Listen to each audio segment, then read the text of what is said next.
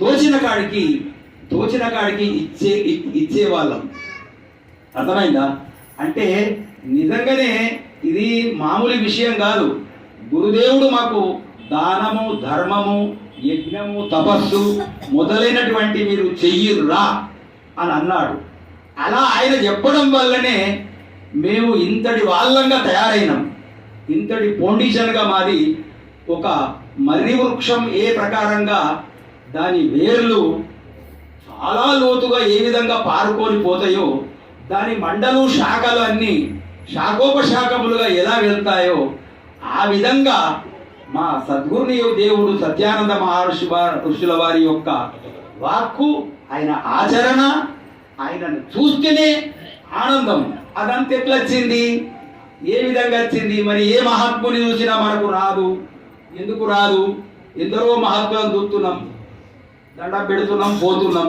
ఈయనను చూడగానే నిలబడిపోతుంటుంది. అటు ఆ మహారాజు అక్కడ చూడండి, అరుణాచలం, ఆయనను చూస్తే నిలబడిపోతాం. మన మనసే వేరైపోతుంది.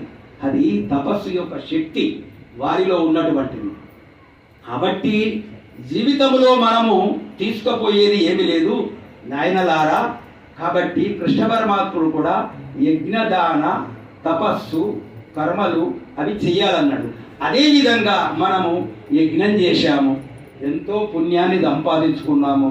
మన మిత్రులు కార్యకర్తయే గాక అభిమానపరులు కూడా బొంబాయిలో ఎందరో ఈ యజ్ఞాల మీద కూర్చుంటూ సంతోషపడుతూ నాతోని కూడా ఒకళ్ళిద్దరు అన్నారు, అరే ఏం మండలి వాళ్ళు ఎంత వ్యవస్థ ఏర్పాటు చేసిండ్రండి, ఏదో మామూలుగా కొద్దిగా డబ్బులు ఇస్తే కుటుంబం వాళ్ళంతా కూర్చుడు మంచి ఆనందంగా అక్కడ చేసుడు, అదంతా నాకు చాలా సంతోషం కలిగింది అని కూడా కొందరు చెప్పిండ్రు.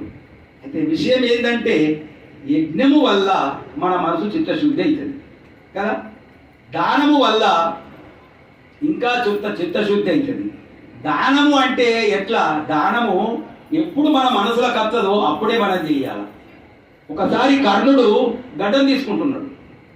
అయితే గడ్డం తీసుకునేటప్పుడు ఒక ఆయన వచ్చిండు. ఎవరు? ఆయన నటన సూత్రధారి, వట్టుడు కాదు,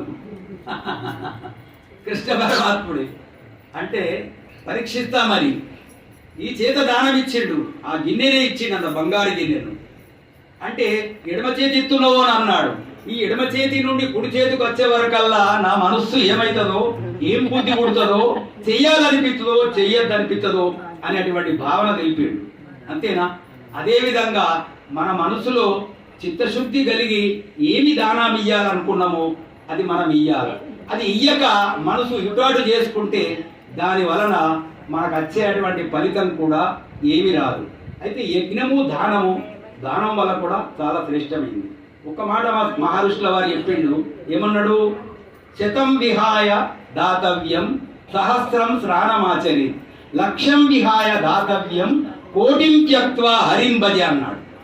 ఒరే నాయనలారా, శతం విహాయ స్నానం, 100 పనులున్నా స్నానం చేయాలి. శతం విహాయ భోక్తవ్యం సహస్రం స్నానమాచరే, లక్ష్యం విహాయ దాతవ్యం. 100 పనులున్నా స్నానం చేయాలన్నాడు. శతం విహాయ భోక్తవ్యం సహస్రం స్నానమాచరే, 1000 పనులున్నా ఏం చేయాలా? స్నానం చేయాలా. కోటిం త్యక్త్వా హరిం భజ అన్నాడు. ఫినిష్ ఇక్కడ. 1,000 పనులున్నా దానం చేయాలన్నాడు. దానము చేయడంలో, దానములో మహా గొప్పతనం ఉన్నదండి. ఆ దానం చేస్తే మన లోపల ఒక విధమైనటువంటి ఉదార స్వభావం కలుగుతుంది.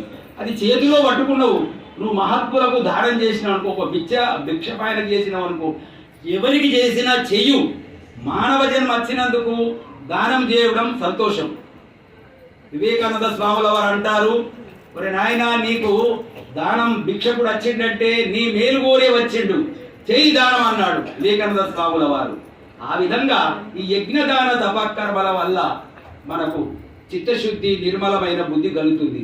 ఈ నిర్మలమైన బుద్ధి కలిగిన తర్వాత సద్గురు ద్వారా మాకు ఆత్మజ్ఞానం కలిగింపజేస్తాడు. ఆత్మజ్ఞానం అంటే ఏంటిది? నీవెవరివో, నీ నిజరూపం ఏమిటో అది ఏ ఆత్మజ్ఞానం. నీలో ఉన్నటువంటి ఏ స్వరూపం అవుతున్నదో అది యథార్థంగా తెలుసుకోవడం. ఇంకా చెప్పిండు కదా శ్రీ అతీత రాముల వారు, ఈ న్యాలక మీద పెట్టుకున్నావు, ఎవరు దాన్ని కనుగొంటున్నారు? ఎవరు రుచిని చెప్తున్నారు? నువ్వు కాదు. నీలో ఉన్నటువంటి పరమాత్ముడు ఆయన సాకారం ఉంటేనే ఈ జడమేనా. శరీరం అంతా జడమే, అవయవాలన్నీ జడమే. కానీ జడమైనటువంటి శరీరంకు చైతన్యాన్ని ఇచ్చేటువంటి పరమాత్ముడు ప్రతి ఉపాధిలో ఉన్నాడు కాబట్టి అన్ని విషయాలను మనం తెలుసుకుంటున్నాము. అయితే ఆ వాణ్ణి తెలుసుకోవడమే ముఖ్యం అన్నమాట. ఎవరు? మనలో ఉన్నటువంటి ఏ చైతన్యము, ఏ ఆత్మస్వరూపం అవుతున్నదో దాన్ని తెలుసుకోవడమే ముఖ్యమైనటువంటి పని. మనం ప్రపంచానికి రావడం, మానవ జన్మ పొంది రావడం, అది తెలుసుకోకపోతే మళ్ళీ జన్మలు మళ్ళీ రావడం పోవడం అంటారు. అందుకే సద్గురు స్వాముల వారు 50 సంవత్సరాల కింద ఒక్క కథ చెప్పిండు. అది నేను చెప్పి ఫినిష్ చేస్తా. ఏమిటంటే మీరు శ్రద్ధగా వినండి. గురుగారు అన్నారు, ఒరే నాయన, ఈ గడ్డ నుండి ఆవలి గడ్డకు వెళ్ళి ఒక వస్తువులను తీసుకురారా, ఏదో చెట్టు ఆకులు ఏమన్నాడు అన్నమాట. 10 మంది పోండి రానా అన్నాడు. పోయిండ్రు 10 మంది పోయిండ్రు. అందరూ పోయి నడుమ మధ్యలో ఒక వాగొచ్చింది. వాగు ఆ వాగొస్తే